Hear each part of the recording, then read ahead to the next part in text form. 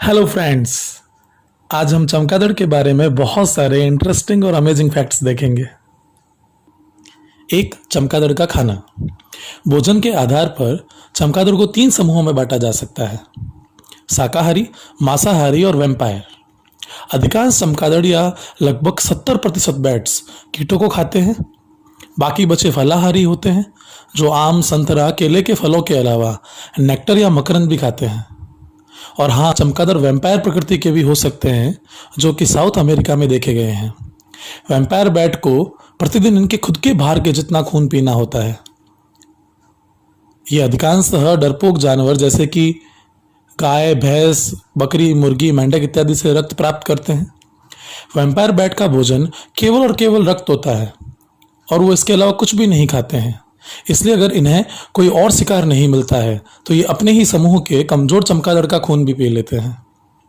Vampire bat फिल्मी vampire की तरह खून नहीं चूसते हैं, बल्कि अपने शिकार में दांतों से घाव करके उससे रिसकर बाहर निकलने वाले खून को पीकर अपना काम चलाते हैं। वैम्पायर बैट कुल चमगादड़ का बहुत ही कम प्रतिशत होते हैं और यह सामान्यतः इंसानों का खून नहीं पीते। ऐसे केसेस बहुत कम या गिने चुने ही देखे गए हैं। कुछ वैज्ञानिकों ने वैम्पायर बैट की लार में पाए जाने वाले प्रतिरक्त स्कंदक या एंटीकोगुलेंट का मानव में हार्ट स्ट्रोक नामक रोग के इलाज में भी सफलतापूर्वक प्रयोग किया है। 2, चमगादड़ का आकार और रंग। चमगादड़ की पूरे विश्व में लगभग 1000 से 1200 के बीच जातियां पाई जाती है और यह स्तनधारियों या मैमल्स की कुल जातियों का 20% तक लगभग हिस्सा बनाते हैं। और जाति के अनुसार इनके आकार और रंग में भी भिन्नता पाई जाती है। चमगादड़ की सबसे बड़ी जाति फ्लाइंग फॉक्स होती है, जिनका आकार 5 से फीट बड़ा भी पाया जा सकता है। मानव जितने बड़े आकार के चमगादड़ इंडिया में एक व्यक्ति द्वारा तथा थाईलैंड की पुलिस द्वारा भी पकड़े गए हैं। अमेरिका के टेक्सास की ब्रैकनबेट केव या गुफा में 2 से 2.5 करोड़ चमगादड़ रहते हैं, जो कि मुंबई की मानव जनसंख्या से भी ज्यादा है। जब इनका बहुत बड़ा समूह इस गुफा से बाहर निकलता है तो आसपास के एरिया में दिन में भी अंधेरा छा जाता है। ये फ्लाइंग फॉक्स मेगाबैट समूह में शामिल होते हैं, जो शाकाहारी होते हैं और फल खाते हैं। ये जाति इंडिया में भी पाई जाती है। चमगादड़ की प्रजाति बम्बल बी बैट आकार में बहुत छोटी होती है, जो माइक्रोबैट समूह में शामिल होती है। ये इतने छोटे होते हैं कि ये हमारी अंगुली के अंतिम किनारों पर भी बैठ सकते हैं और इनका औसतन भार 2 ग्राम या उससे भी कम होता है। यह जाति थाईलैंड में पाई जाती है और अभी संकटाग्रस्त या एंडेंजर्ड है। एक विशिष्ट जाति जिसे ट्यूब लिप्ड सेक्टर बैट कहा जाता है कि जीभ बहुत लंबी होती है, इतनी ज्यादा लंबी कि जब ये जीभ को पूरा मुंह में लेते हैं तो वह चेस्ट में या वक्ष गुहा तक पहुंच जाती है। अधिकांशतः चमगादड़ काले रंग के होते हैं, परंतु इसके अलावा ये भूरे, लाल, संतरी, सुनहरे और सफेद रंग के भी हो सकते हैं। 3, चमगादड़ की आंखें। जैसा कि कुछ लोगों को लगता है कि चमगादड़ अंधे होते होंगे, परंतु ऐसा नहीं है। चमगादड़ की आंखों की क्षमता एक सामान्य स्तनधारी या मैमल्स जंतु से अधिक अच्छी होती है। यहाँ तक कि इनकी कुछ जातियों में पराबैंगनी या अल्ट्रावायलेट प्रकाश किरणों को भी देखने की क्षमता होती है, परंतु रात में अंधेरा होने के कारण ये इकोलोकेशन की सहायता से देखते हैं। इनकी इकोलोकेशन की क्षमता इतनी अधिक होती है कि ये इसकी सहायता से मानव के बाल की उपस्थिति का भी पता लगा सकते हैं। इकोलोकेशन में चमगादड़ अपने मुंह या नासिका छिद्रों की सहायता से लैरिंक्स या स्वर यंत्र से उत्पन्न अल्ट्रासाउंड वेव्स या तरंगों को उत्सर्जित करता है, जो मार्ग में आने वाली वस्तुओं से टकराकर वापस रिफ्लेक्ट या परावर्तित होकर चमगादड़ के कानों में उपस्थित संवेदी या सेंसरी कोशिकाओं तक पहुंचती है, जिससे उन्हें उस वस्तु की स्थिति का लगभग सटीक अनुमान पता लग जाता है। इस इकोलोकेशन तकनीक का प्रयोग डॉल्फिन्स भी किया करती है। इस वीडियो को लास्ट तक जरूर देखें, क्योंकि इसके हर एक सेगमेंट में कोई ना कोई स्पेशल अमेजिंग फैक्ट्स ऐसा है जो आपको सरप्राइज जरूर करेगा। हमारा channel doctor eagles lab subscribe करना भी ना भूलें। 4, चमगादड़ इंसानों के खाने के रूप में। विश्व के अनेक देशों जैसे कि Vietnam, Indonesia, Thailand, Palau, China, Guam, Pakistan और बांग्लादेश आदि देशों में चमगादड़ को भोजन के रूप में खाया जाता है। यहां तक कि आपको यह जानकर आश्चर्य होगा कि भारत के अंडमान निकोबार द्वीप समूह और आंध्र प्रदेश के कुछ जिलों जैसे कि विशाखापट्टनम, श्रीकाकुलम में भी चमगादड़ का मांस खाया जाता है। कोरोना के फैलने के बाद भी चमगादड़ के मीट खाने की प्रथा अभी तक खत्म नहीं हुई है। क्योंकि स्थानीय लोगों द्वारा यह माना जाता है कि इसके मीट को पकाने से इसमें उपस्थित वायरस मर जाते हैं। चाइना के कुछ स्थानों पर चमगादड़ मीट को गुड लक माना जाता है और यहाँ तक कि कुछ स्थानीय जनजातियां यह भी मानती है कि इसका मीट खाने से पुरुष शक्ति बढ़ती है। आप इन वीडियो में चमगादड़ को मीट के रूप में बेचते खाते हुए देख सकते हैं। खाने वालों के अनुसार चमगादड़ के मीट का स्वाद चिकन जैसा होता है और यहाँ तक कि इसके मीट का सूप भी पिया जाता है। 5. चमगादड़ एक पक्षी नहीं है। ये पक्षी नहीं स्तनधारी या मैमल्स होते हैं। ये पक्षियों या बर्ड्स के समान अंडे नहीं देते जैसा कि एक मूवी वैन हैंसलिंग में दिखाया गया था, बल्कि ये बच्चों को मानव के समान ही जन्म देते हैं।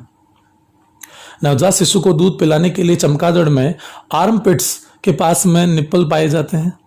मादा अपने नवजात को उड़ते वक्त साथ में भी रख सकती है। ये पक्षियों की तरह चहचहाते नहीं हैं, बल्कि इनकी खुद की एक विशिष्ट आवाज होती है जिसे खंडहर में रात के समय आसानी से सुना जा सकता है। पक्षियों में चोंच होती है और उनमें दांत नहीं होते, जबकि चमगादड़ में चोंच नहीं होती, मुंह में दांत होते हैं और इसकी फेमस जाति फ्लाइंग फॉक्स का मुंह कुत्ते या लोमड़ी के जैसा दिखाई देता है। 6. चमगादड़ के कान। इनकी ध्वनि या आवाज को सुनने की क्षमता मानव से 6 से 10 गुना अधिक होती है, क्योंकि मानव 20 से 20,000 हर्ट्ज की ध्वनि सुन सकता है, जबकि चमगादड़ 20 से 1,20,000 हर्ट्ज की ध्वनि सुनने की क्षमता रखते हैं। इसलिए अल्ट्रासाउंड ध्वनि भी सुन सकते हैं। चमगादड़ के मध्य कम्युनिकेशन भी इसी की सहायता से होता है। सोनिक तरंगों या अल्ट्रासोनिक वेव्स को दक्षता के साथ सुनने के लिए चमगादड़ के कान बड़े आकार के होते हैं और विशिष्ट आकृति में ढले होते हैं। रात में इसी की हेल्प से वस्तुओं को देखने के कारण चमगादड़ के कानों को रात की आंखें कहा जाता है। 7. चमगादड़ और रोग। चमगादड़ के कारण हुई कोरोना रोग की उत्पत्ति के बारे में तो आप सभी जानते हैं, पर इसके अलावा चमगादड़ रेबीज रोग, इबोला, सार्स, निपाह, हिस्टोप्लाज्मोसिस या डार्लिंग रोग को भी फैलाते हैं। अमेरिका में 1% जंगली चमगादड़ में और 5% लेबोरेटरी चमगादड़ में रेबीज वायरस की उपस्थिति देखी गई है। हेल्थ रिस्क फैक्टर को देखते हुए चाइना गवर्नमेंट ने जनवरी 2020 में जंगली पशुओं, जिसमें कि चमगादड़ भी शामिल है, के मीट पर बैन लगा दिया था। हालांकि चाइना सरकार ने अभी तक इस बात का खुलासा नहीं किया है कि कोरोना की असलियत में उत्पत्ति कहां से हुई थी। अधिकांश अनुमान 2 संभावनाओं की ओर इशारा करते हैं। इसमें से एक वुहान के मीट मार्केट से और दूसरा वुहान के ही वायरोलॉजी रिसर्च लैब से संबंधित है। हमारे लिए सुकून की बात यह है कि भारत की चमगादड़ जातियों में रेबीज वायरस पाया नहीं गया है और बाकी वायरस की उपस्थिति भी इसमें बहुत कम है। 8. चमगादड़ के पंख।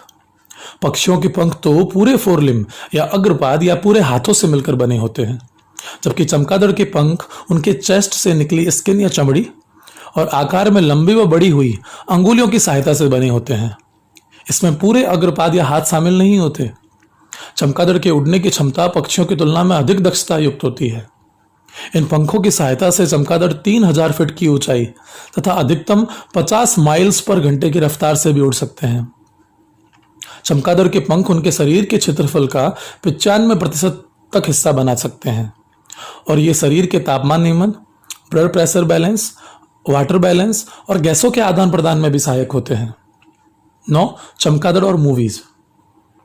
बैट्स या वैम्पायर बैट्स पर आधारित बहुत सारी मूवीज हॉलीवुड में बनी हैं, जिनमें से Batman, The Devil Bat, Dracula, Kiss of Vampire, American Vampire, Vamps, famous Twilight saga series शामिल है।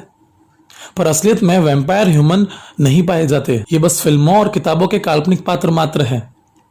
Interview with the vampire movie में ब्रैड पिट और टॉम क्रूज जैसे फेमस हॉलीवुड हीरोज ने साथ में काम किया था। वैन हैंसलिंग मूवी में सुंदर कन्याओं के वैम्पायर में बदलने और इन्हें इंसानों पर हमला करते हुए भी दिखाया गया है। 10. चमगादड़ की नींद। चमगादड़ सुनसान जंगल या खंडहर या पुराने मकानों में रहते हैं, जहां ये हमेशा उल्टे ही सोते हैं। यहां तक कि चमगादड़ उल्टे लटक कर ही प्रजनन, आराम और नवजात शिशुओं को जन्म भी दे सकते हैं। अब यहाँ पर एक क्वेश्चन यह उठता है कि ये हमेशा उल्टे ही क्यों लटके रहते हैं। इसके 3 मुख्य कारण हैं। इनमें से पहला यह है कि इनकी कूल्हे की हड्डी या हिप बोन बहुत कमजोर होती है। इसके कारण ये अपने पैरों के बल पर खड़े नहीं हो सकते हैं, इसलिए ये ग्राउंड जीरो से उड़ नहीं पाते। दूसरा, पक्षियों की तुलना में इनकी हड्डियां खोखली नहीं ठोस होती है, जिससे इनका भार व घनत्व अधिक हो जाता है और ये धरातल से उड़ने में कठिनाई महसूस करते हैं। तीसरा, खतरे की स्थिति में उन्हें तुरंत उड़कर भागना होता है, जो ये धरातल या सरफेस से नहीं कर सकते।